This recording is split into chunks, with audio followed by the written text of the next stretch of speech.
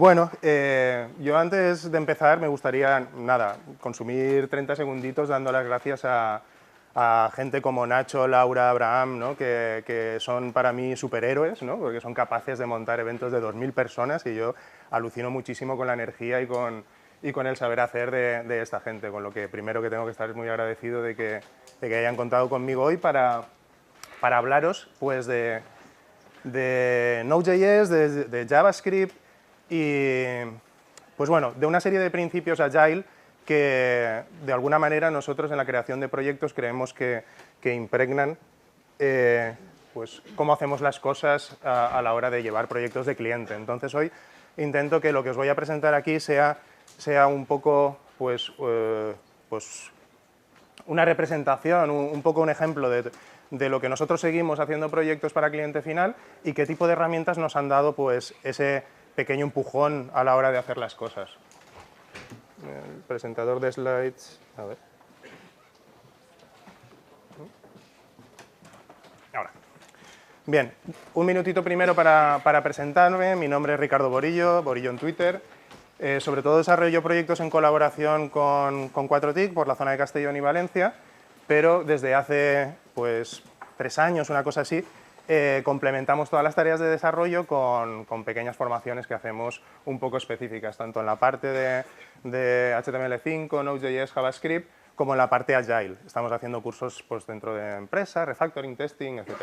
Y además, pues, aprecio un poco el trabajo de las comunidades porque formo parte de una, ¿no? Que es de Charlas en Castellón, que también impulsamos la tecnología y organizamos charlas de este estilo. Aprovecho para presentaros una iniciativa que estamos lanzando ahora que creemos que va a ser bastante interesante, que es Programmer at Work, y que va a ser un pequeño rincón donde vamos a ir publicando videopíldoras de conocimiento sobre las cositas que hacemos en abierto, ¿vale? Actualmente tenemos recién lanzado el blog de esta semana pasada con un pequeño articulito de Gulp, que es la primera de las herramientas que vamos a ver en la parte de construcción, pero bueno, os animo a echarle un vistazo y a ver este aspecto. La charla, como os decía, tenía un componente Agile y un componente más JavaScript. El componente Agile está centrado en Lean y para los que no conozcáis un poco los principios que hay detrás, os voy a introducir las 4 ideas que para mí son fundamentales y que marcan cómo hacemos software nosotros. Sobre todo cuando hablamos de Lean, hablamos de nuestro proceso de construcción, cómo hacemos las cosas y el delivery que hacemos de estas funcionalidades que desarrollamos al cliente final. Por eso en la charla intentamos dar un abanico del proceso completo, ¿no? Desde que hacemos la construcción de las aplicaciones, de cómo las testeamos y al final cómo entregamos ese valor al cliente, porque para nosotros valor que no llega al cliente final no es valor que hayamos desarrollado. Pues bien, Lean es un poco pues, todos estos principios que impregnan la manera de trabajar Agile. De hecho, a partir de estos primeros conceptos que nacieron en industria, quizá con el método Toyota, etcétera, tal, se empezaron a desarrollar lo que ahora conocemos como metodologías ágiles y que pueden estar centradas mucho en cómo nos organizamos en nuestros equipos, tanto utilizando metodologías como Scrum, Kanban, sistemas visuales, etcétera, ¿no? Hay algunas charlas en el track de Agile al respecto y lo que después de todo este tiempo realizando estas prácticas y haciendo que los equipos de alguna manera interioricen estos conceptos, pues nos hemos dado cuenta que los principios básicos de Lean son los que realmente nos quedan y son los que nos gusta tener muy presentes cuando hacemos las cosas. Por otra parte está XP, que es Stream Programming, que ya son toda la serie de técnicas, que si Pair Programming, TDD, Testing, cosas que realmente queremos aprender y que son independientes del stack en el que voy a trabajar. Hoy vamos a hablar de JavaScript, pero es todo aplicable a cualquier entorno. En este contexto pues hay 4 cosas que nos gustaría un poco mantener siempre en nuestra mente cuando estamos desarrollando, estamos creando aplicaciones. Son 4 principios que son la base de Lean. El primero de ellos es el principio de eficiencia, ¿vale? Tenemos que tener en mente siempre que cualquier tarea repetitiva que hagamos 2 o 3 veces, tenemos que ser capaces de automatizarla, ¿vale?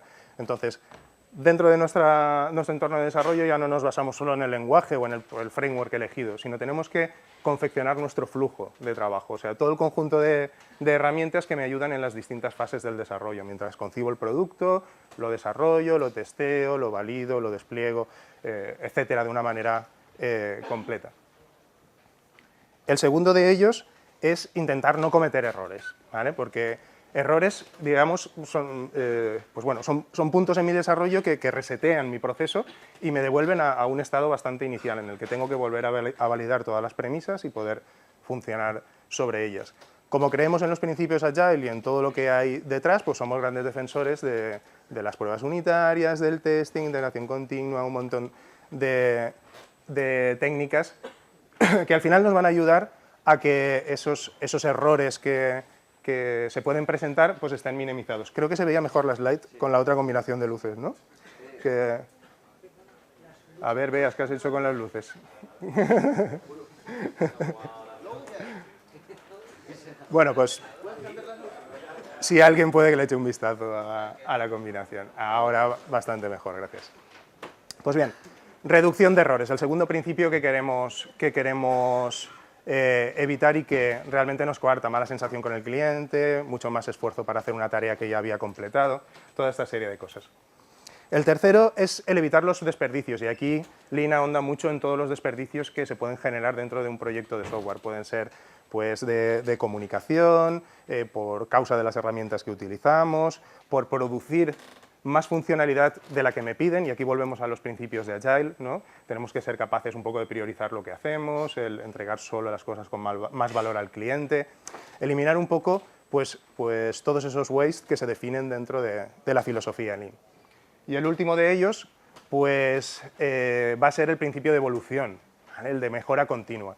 Si no tengo métricas sobre lo que hago durante mi proceso de desarrollo en las distintas fases, ¿cómo voy a mejorar? Pues primer punto, tengo que ser medible, tengo que poder tomar una lectura siempre de todas las cosas que hago. Pero además tengo que crear un espacio para poder mejorar mi proceso y poder hacer cosas sobre él. O sea, las reuniones de mejora continua, code reviews, son mecanismos que siempre voy a querer tener presentes. Pues bueno, con el paraguas un poco de Lean y de todos estos principios que estábamos comentando, vamos a describir dentro del stack, vamos a hablar de JavaScript en general, porque unas cosas aplicarán más a front, otras partes aplicarán más a Node.js, pues vamos a hablar de la construcción, el test y el deploy. Esto parece una discoteca, así, ¿sabes? En plan...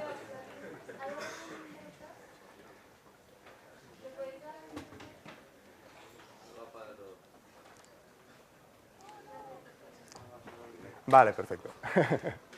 Y estas son las partes que vamos a ir viendo. La primera sección va a ser la de construcción y decís, hombre, construcción, esto no es un lenguaje fuertemente tipado, esto no es Java, no necesito empaquetar wars ni hacer estas cuestiones. Pues bueno, hay una parte muy importante dentro de todo el stack de aplicaciones que siempre es la optimización de recursos en la parte de front, el poder usar preprocesadores tipo SAS para producir el CSS que utilizamos, el lanzar mi servidor en desarrollo y que las cosas mágicamente se refresquen cuando estoy desarrollando. Pues bueno, todo esto es lo que vamos a meter dentro de esta fase de construcción. Lo primero, antes de seguir, aunque la charla está marcada como un poco más avanzada, porque ya presupone algunas cosas, ¿cuántos usáis JavaScript en la parte de servidor? Guay, hay bastante gente por aquí. Bien, de las herramientas de construcción que hay actualmente, ¿cuántos conocéis y usáis Grunt? Que es el jabalí. Vale, pues que sepáis que ya no moláis, ¿vale? O sea, lo que tiene JavaScript también es que en los 2 últimos años nos han cambiado. Han sido capaces de mejorar el ecosistema, los frameworks, las herramientas que utilizamos en el día a día a un ritmo trepidante, ¿vale? Nosotros usábamos Grunt hace un año y ahora usamos Gulp, ¿vale? No voy a entrar directamente en cuál es la opción mejor para vosotros, pero sí que os voy a presentar Gulp por si la conocéis menos. ¿Cuántos habéis utilizado o conocéis Gulp? Pues bueno, unos poquitos menos, pero más o menos bastante gente. Pues bien, Gulp lo que hace es un uso intensivo de la API de streams de Node.js. ¿Vale? Lo que me permite es el intercambio de información entre procesos o flujos de transformación, pues por ejemplo, si venís del mundo de Unix cuando hacéis un pipe en línea de comandos, ¿no? Es algo, digamos, los bytes van de un lado a otro sin tener que tener un punto intermedio donde se van almacenando. Y eso es una cosa muy potente, porque simplifica mucho la manera en la que voy comunicando distintos procesos que de alguna manera tienen que colaborar de una manera, de una forma colaborativa, vamos, tienen que acabar ofreciendo una función única. En ese sentido, lo que nos permite es que flujos de definición de ficheros que en Gulp podrían tener En Grant podrían tener esta pinta, por ejemplo, en la que podéis ver claramente 3 secciones, ¿no? Una parte de configuración inicial, una de carga de lo que son las extensiones que quiero llegar a utilizar, y la siguiente, pues las dependencias entre cómo se van ejecutando las cosas, ¿vale? Nos va a transformar un poco la manera que tenemos de definir toda esta serie de elementos. Aquí, digamos que cuando este tipo de ficheros crece, tengo que empezar a trabajármelo mucho para no hacer que la parte de definición de config crezca demasiado, quedando apartada toda la parte de registro de tareas, etcétera, que es donde se hilvanan un poco todas las relaciones, haciendo que las dos cosas aparezcan muy separadas y me cueste seguir un flujo de cómo está todo definido, ¿vale? Aquí se nombra una de las extensiones. Estos sistemas de construcción funcionan con plugins y hay mogollón. Grant le lleva bastante ventaja a Gulp en ese sentido. Pero aquí utilizamos, por ejemplo, Autoprefixer, que es pues, una utilidad que siempre deberíamos de tener presente, porque cuando usamos propiedades tipo border radius y cosas de estas que tienen diferente adopción en los navegadores, pues necesitan prefijos especiales en función del navegador en el que estamos operando. Como no quiero pasarme la vida pensando en qué navegador está cada cosa y qué prefijo tengo que poner, pues utilizo herramientas de este estilo. Pues lo puedo usar aquí o en la parte de SAS, que también está soportado, pero bueno, era un ejemplillo que tenéis aquí. En contraposición, la primera definición de Gulp que tengo tiene una construcción bastante diferente. Aquí ya puedo ver el esquema de pipes, que es la secuencia en la que se van pasando cada una de las operaciones, y puedo ver cómo puedo seguir el flujo de alguna manera. Otra cosa que me llama la atención es que tengo definición de task, ¿vale? Las tasks son las tareas que voy a ir ejecutando y que puedo hacer depender una de otras. Entonces aquí pues puedo coger un fichero fuente escrito en el preprocesador LESS, procesarlo, pasarlo por Autoprefixer y el resultado ya tirarlo a disco, ¿vale? Este tipo de cosas en Grant son un poco más complicadas. Hay que generar los ficheros en directorios, luego leerlos de otro sitio, poderlos generar. Y por otra parte, la legibilidad un poco de todo lo que está pasando es bastante más interesante. Soy capaz de seguir todo el flujo de una manera pues, bastante cómoda. Esa sería una de las ventajas iniciales. Dentro de las tareas que me gustaría realizar cuando estoy trabajando en un proyecto en el día a día, pues sería hacer pues, ciertas transformaciones que tengo que hacer en el front. Por ejemplo, pues muy típico coger todos los ficheros JavaScript que tengo, concatenarlos en un único fichero, minificarlos y dejarlos preparados para que eso se pueda servir al cliente con el menos consumo de ancho de banda posible. Aquí el minificado es importante, pero es casi más importante el que todo vaya en un único fichero, porque el mayor desperdicio que puedo generar en el navegador es que acabe generando 20 peticiones HTTP, que sí que tiene una latencia muy importante y va a reducir en gran medida el rendimiento.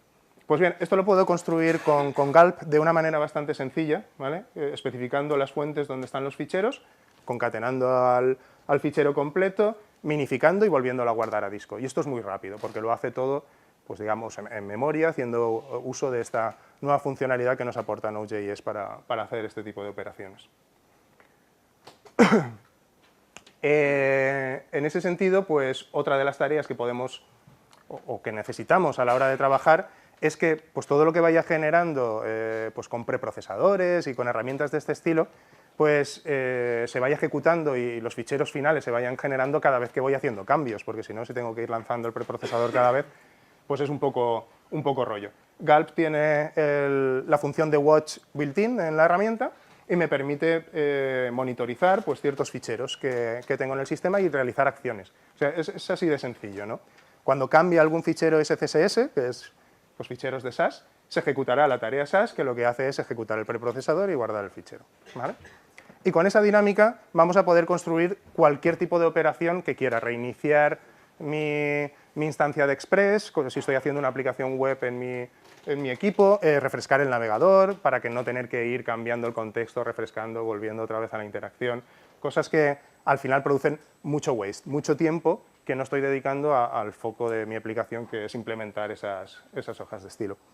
En ese sentido os voy a hablar de una herramienta que nosotros utilizamos mucho en la parte de desarrollo, que se llama BrowserSync.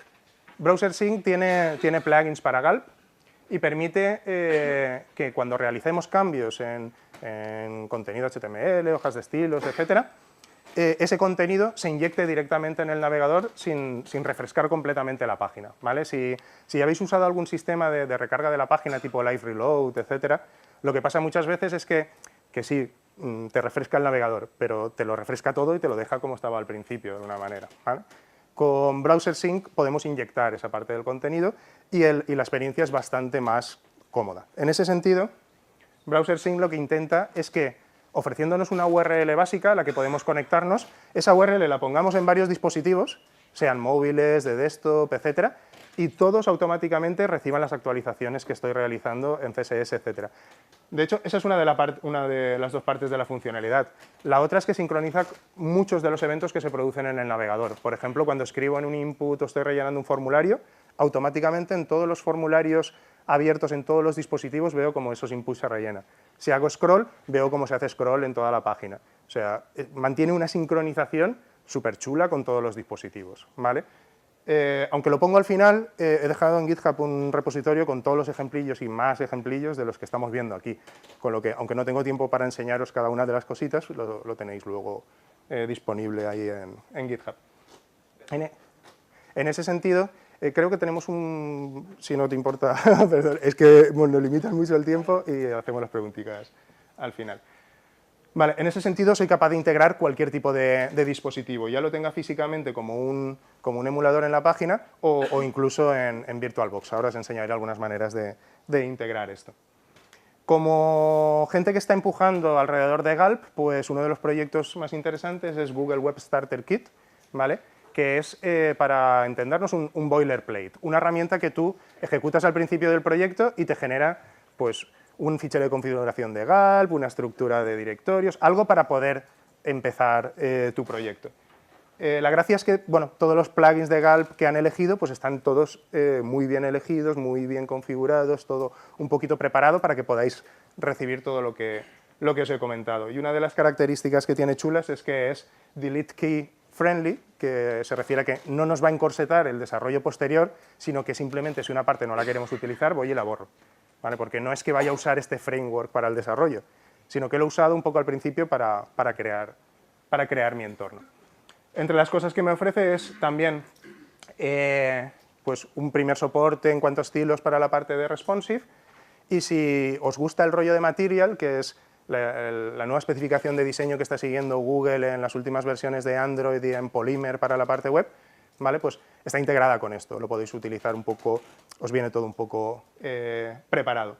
En ese sentido, el conjunto de personas que hay detrás pues va liderado por este crack que es como Dios ahora en el desarrollo web y que es el reemplazo de Paul Iris, que era el divulgador anterior de Google Chrome, que es Adios Mani, que si no lo seguís o no veis sus charlas o no leéis sus artículos, apuntadlo porque el tío es increíble, ¿vale? Bien, por supuesto también tenemos integración con la parte de server y tenemos plugins para Express para que cuando se haga cualquier tipo de acción se pueda reiniciar el servidor y nosotros podamos probar las cosas de una manera sencilla. ¿Vale? Con esto conseguiría pues, intentar minimizar un poco pues, todo ese tiempo que pierdo en la parte de front. Pero hemos hablado que lo que queremos también es reducir el número de errores que producimos a la hora de desarrollar. Y eso solo lo podemos hacer en base a los tests, ¿vale? Es algo que tenemos que tener bastante claro desde el principio del desarrollo y tener las herramientas oportunas preparadas para que desde la historia de usuario cero, la primera que empecemos a implementar con el usuario, podamos crear nuestro entorno y realizar las pruebas automáticas sobre todo esto, ¿vale? De hecho, las propiedades que queremos de estos tests que estamos realizando pues es que nos ofrezcan sobre todo un feedback muy rápido, ¿vale? Por lo que necesitamos que estos tests pasen de una manera pues muy rápida y efectiva en mi máquina local para saber cuándo he metido la pata y he roto algo. Esto es una de las características que cumplen los tests unitarios frente a los tests de aceptación o tal, que son tests más de principio a fin de mi aplicación que intentan testear un poco toda la infraestructura. Pues bueno, de estos tipos de tests, los unitarios, que son muy rápidos y nos dan mucho feedback, queremos buscar otras propiedades, ¿no? Pues estos tests deberán ser estables, o sea, si están probando un área de la aplicación, que es la interfaz de usuario, y esta está cambiando siempre, pues es posible que se me rompan mucho, con lo que tendría que tener un poco de cuidado, pues cómo lo hago. Que sean repetibles, si yo ejecuto la suite de test 100 veces, tiene que darme el mismo resultado. Si son no deterministas, empiezo a tener problemas y falsos positivos, y entonces empieza mi sufrimiento detrás de todo esto, ¿vale?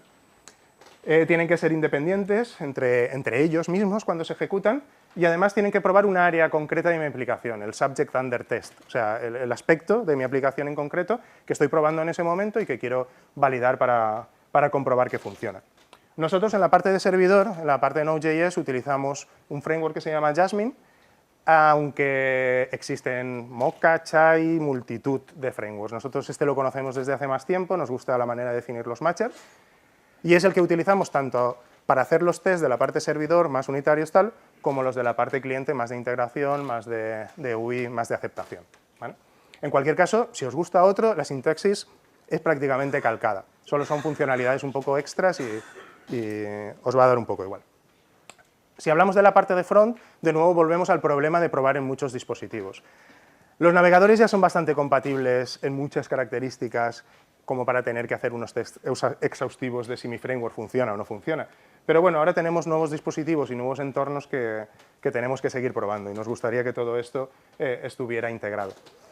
Para ello, y de la mano de uno de los frameworks que ahora se han hecho más famosos, Angular, pues tenemos Karma, ¿no? Karma es un entorno para realizar test con automatización del navegador. Karma no es solo para AngularJS. Podéis hacer testing con Karma, con cualquier herramienta, con cualquier framework JavaScript con el que trabajéis normalmente, ¿vale? Y lo que me permite es, pues, de alguna manera ir lanzando pues, estos tests en esa estructura multinavegador. Como estamos hablando de Gulp, os voy a comentar pues, cómo se integra con vuestro fichero de construcción. Karma tiene muchas opciones, muchos detalles que podemos especificar, pero no los vamos a definir todos en el fichero de construcción. Él tiene un fichero propio donde ahí poder definir todos los detalles, por lo que lo único que tenemos que hacer es arrancar el entorno, decirle dónde está el fichero de configuración y ya tendremos, digamos, seteado Karma para poder empezar a trabajar con él. Luego lo siguiente que vamos a hacer es hablar un poco del fichero de configuración principal de Karma. En este pues tenemos primero el soporte para qué framework estoy utilizando. Ya os decía que esto de Jasmine es algo que usamos nosotros, pero que hay varias opciones, no es dependiente de Karma. Porque Karma al final es todo ese motor que os va a permitir coger vuestras pruebas, ejecutarlas en los distintos entornos y navegadores, recoger los resultados y daros el feedback a vosotros, ¿vale? Independientemente de cómo lo hayáis implementado finalmente. Especificamos los ficheros, los specs, donde tenemos nuestras reglas de negocio validadas o el código que queremos testear. Y luego tenemos pues, algunas cuestiones un poco menores que ya van con gusto, ya van al gusto del consumidor. Los reportes, que es un poco como sale la información por pantalla, si tiene que estar visualizando todo el rato, monitorizando esos tests para que cuando fallen volverlos a ejecutar, nivel de log de salida. Bueno, en definitiva un montón de cositas que estas son unas pocas, tenéis documentadas en la herramienta y podéis usar normalmente. Con un conjunto mínimo de opciones ya tenéis arrancado un poco el entorno. La parte importante para mí es un poco la que viene a continuación y es la definición de en qué navegadores se va a ejecutar todo esto. Aquí ya podéis ver viejos conocidos, ¿vale? Pero tenemos, por ejemplo, Phantom.js, que es un navegador headless, que no tiene interfaz gráfico, y tenemos Internet Explorer 11, y esto es un ejemplo que yo tengo corriendo en mi ordenador, que no es Windows. Entonces, ¿cómo puedo mezclar estos entornos cuando estoy desarrollando en local? Pues tengo muchas opciones, la verdad, y algunas muy interesantes. La primera, un poco más de yo me lo guiso, yo me lo como, porque tengo VirtualBox y me instalo lo que quiero, es utilizar este plugin, ¿vale? El VirtualBox Browser. Es bastante sencillo de poner en la definición de Gulp y lo que me permite es darle el nombre de una máquina virtual en VirtualBox, este es el name que yo vería cuando abro la interfaz de VirtualBox, y decirle, en este caso, que cuando ejecute los tests, que quiero ver un poco que sale la ventana y tal, bueno, esto es un poco para ver que realmente el test se está ejecutando. En realidad lo que va a hacer él va a ser arrancar la máquina virtual, ejecutar un comando de sistema operativo para lanzar el navegador con la URL que Karma tiene preparada, con el fin de que se abra Internet Explorer y se ejecuten los tests y se devuelva el resultado, ¿vale? Y eso lo va a hacer todo por mí, en el momento de ejecutar la operación. Solo tengo que escribir un poco esta definición. Esto es realmente lo que pasa cuando yo ejecuto Gulp directamente en línea de comandos, por ejemplo, en el ejemplo que os he dejado en GitHub, ¿vale? Empieza toda la inicialización de Karma al principio y aquí ya empezamos a ver ejecución de los distintos navegadores, los distintos plugins que tengo configurados. Y cuando llego al de VirtualBox, fijaos, empezáis a ver cosas como el nombre de la máquina virtual, aquí un usuario y contraseña, el Explorer, tal. Esto de aquí os lo cuento ahora dentro de un poquito porque existen unas imágenes interesantes que podéis utilizar para el desarrollo, ¿no?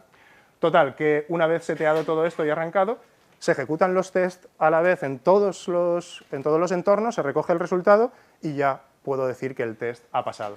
Un test totalmente trivial de algo que se ejecutaría en cliente, que sería que comprobaríamos que el documento está definido. Esto es sintaxis Jasmine, pero muy parecido al resto de frameworks. Ahí podéis poner todo lo que queráis, cosas de Angular, cosas del framework que utilicéis, lo que os parezca oportuno. Hemos hablado de Phantom y os decía que es un navegador headless. En realidad es un WebKit, ¿vale?, que han compilado para que nosotros podamos utilizar sin tener que levantar toda la parte gráfica del navegador. Si esa opción os parece interesante, porque es muy rápida, mucho más rápida que levantar el VirtualBox con Explorer y toda esta serie de cosas, ¿vale?, que sepáis que podéis utilizarlo en línea de comandos, integrarlo en vuestras aplicaciones. Ahí os he dejado también un ejemplo de cómo usar Phantom directamente en vuestros tests. Y luego hay vertientes y sabores de todo esto. Está Slimmer, que es lo mismo, pero para Firefox, aunque este no es headless, ¿vale?, este levanta el navegador. Y un montón de pequeños frameworks que si esta parte de no utilizar todo el navegador entero os interesa, pues podéis explorar, ¿vale? Si vuestros tests, en definitiva, no son unitarios únicamente, que sería lo aconsejable, tener algún test end-to-end que pruebe la funcionalidad desde la interfaz hasta la base de datos, todo completo, ¿vale? Tenéis otras alternativas de frameworks. En esta no voy a entrar un poco por falta de tiempo, pero os comento que tenéis Protractor como framework de end-to-end, y aunque hable de que es end-to-end testing for AngularJS, no solo para AngularJS. Solo seteando una propiedad en el arranque, nosotros lo utilizamos para un JavaScript más ligero, más plano, ¿vale? Entonces, esto os permitiría lanzar lo mismo que tenemos en Karma, o sea, nuestros tests en distintos entornos, distintos navegadores, etcétera, pero con una ejecución, digamos, de principio a fin, ¿vale? Cubrirían la parte de los tests de aceptación que os comentaba. Pues bien, como es un rollo tener un Windows en una imagen en VirtualBox, que tenéis que tener una licencia, tenéis que coger por ahí, tenéis que hacer lo que sea, pues me parece muy interesante esta iniciativa que se llama modern.ie, ¿vale?, que es una web en la que podéis entrar, descargaros una versión de sistema operativo Windows con un navegador concreto y os bajáis la ISO para poderla utilizar. El tema es que no tenéis ni una licencia de uso completa, ni todo el entorno disponible de Windows, sino que, digamos, os han preparado, empaquetado lo mínimo para que el navegador corra. Y además el plugin este que os comentaba de VirtualBox entiende súper bien con este tipo de imágenes. De hecho, sin decirle nada, el usuario y contraseña ese que veíais en la imagen es el que llevan por defecto estas imágenes, ¿no? Con lo que podéis entrar, bajaros esta instalación y poder utilizarla. Hay imágenes de Windows 8.1 con Explorer 11, que es la que estábamos ejecutando ahí, pero tenéis cualquier versión anterior, con lo que es interesante. Ahora están lanzando otro proyecto que se llama remote.ie, también de esta gente, que es lo mismo pero en la nube, ¿vale?, para que no tengáis las máquinas virtuales en local, ¿de acuerdo? Otra opción más guay, si tenéis dinero, ¿vale?, es BrowserStack, ¿vale? BrowserStack es un servicio en la nube que os permite ejecutar cualquier navegador de manera remota, con lo que vuestra carga en vuestro equipo local pues ya se reduce muchísimo. Ya no tengo que tener los VirtualBox ahí lanzándose cada vez que ejecuto los tests y toda esta serie de cosas. Pero vale dinero, ¿vale? Tiene un servicio en función de vuestro uso y lo tendríais que mirar en ese sentido, ¿vale?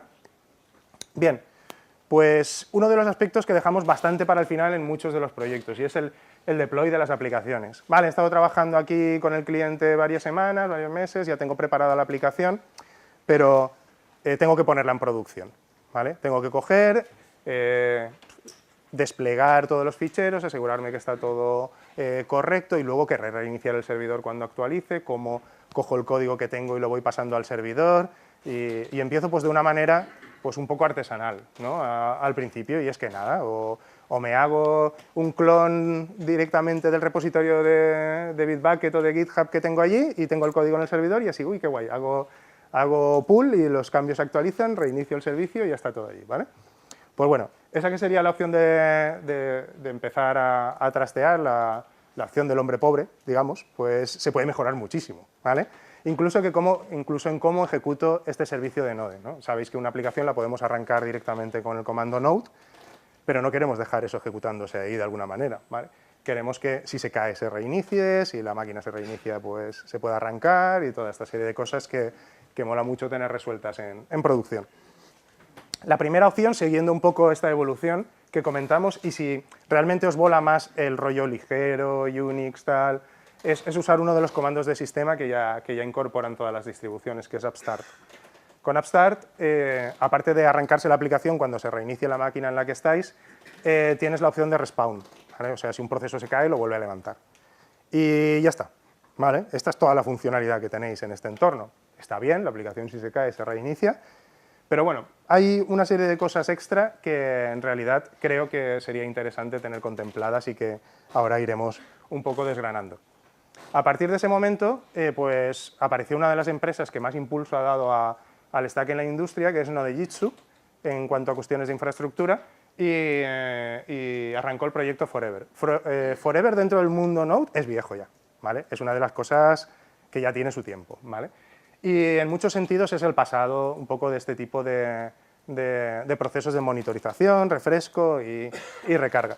Está bien porque mejora un poco la parte que teníamos y me da ciertos comandos pues, para mantener el proceso vivo, listar los procesos, que los logs vayan a un sitio determinado y no vayan saliendo por la consola, ¿vale? Como algo muy preliminar sobre lo que realmente me gustaría tener al final.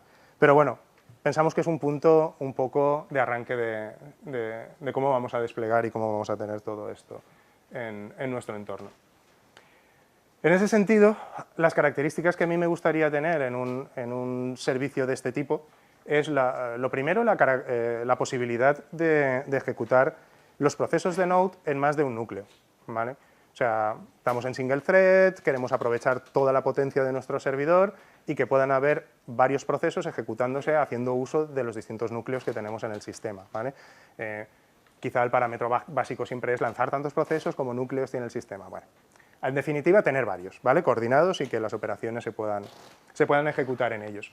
Esta es la opción de clúster que viene en Node.js desde versiones bastante anteriores, pero que si uso Forever o si uso este tipo de servicios, me tengo que implementar yo dentro de mi código, ¿vale? O sea, el hecho de que mi código se vaya a ejecutar en varios procesos hace que yo tenga que inicializar el módulo de clúster, darle algunas definiciones y decirle qué es lo que tiene que ejecutar en cada uno de los casos. No muy malo porque es un código bastante sencillo y que lo tengo al principio, pero que esto no es de mi aplicación, es de la infraestructura, ¿vale? Con lo que molaría que eso la infraestructura me lo proveyera en un principio. Bien, otra de las características que tengo es, o que me gustaría mantener, es el no downtime. No quiero que cuando tenga que reiniciar las peticiones que se estén lanzando en ese momento fallen, que es lo que pasaría un poco si le hago un restart al Forever, ¿vale? En ese sentido, hay soluciones que lo que hacen es, basándose en el hecho de que voy a tener varios procesos ejecutando mi aplicación, pues me va bajando algunos y actualizándolos con el código nuevo, mientras para los otros y de una manera sencilla, digamos, pues va permitiendo que el servicio se refresque, pero sin cargarme las peticiones de las personas que estén en ese momento. Y eso va un poco en relación también con las opciones de monitoring y de log, ¿vale? Lo que puedo es tener una idea más clara de lo que está pasando en mi servidor de aplicaciones Node, en este caso, y una gestión más interesante de los logs, porque en Forever, pues bueno, sí, van todos a un mismo fichero, pero son más complicados de tratar en ese caso. La siguiente opción en la evolución, y que empezamos a utilizar ya hace algún tiempo, es Fusion Passenger. Fusion Passenger es una solución que integra las piezas que vosotros tendríais que poner, digamos, por vuestra cuenta en un entorno de producción si vais a utilizar la opción de Forever, ¿vale? O sea, pues me iría a mi servidor y diría, pues bueno, todos los recursos HTTP no tiene mucho sentido que los sirva Express, ¿no? De manera estática. Voy a poner delante un Nginx o un Apache o lo que sea para que sirva estas cosas, que lo hace bastante mejor, ¿no? Y así si tengo que poner SSL o cosas así, pues lo puedo poner en el frontal. Pues bien, Fusion Passenger lo lleva integrado, lleva un Nginx ya configurado dentro de este núcleo de despliegue y ya empieza a darme algunas cosas interesantes, como por ejemplo la opción de clúster.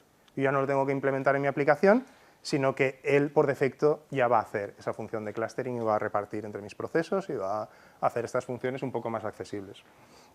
Por lo que se está decantando ahora mismo es por proveeros instalaciones en formato de contenedor, ¿vale? Y entonces tiene una serie de imágenes publicadas con con Docker para poder desplegar Fusion Passenger de una manera sencilla en cualquier máquina que tengáis en un proveedor de infraestructura, pues el que uséis comúnmente. Con lo que esta sería la siguiente opción por la que hemos evolucionado nosotros.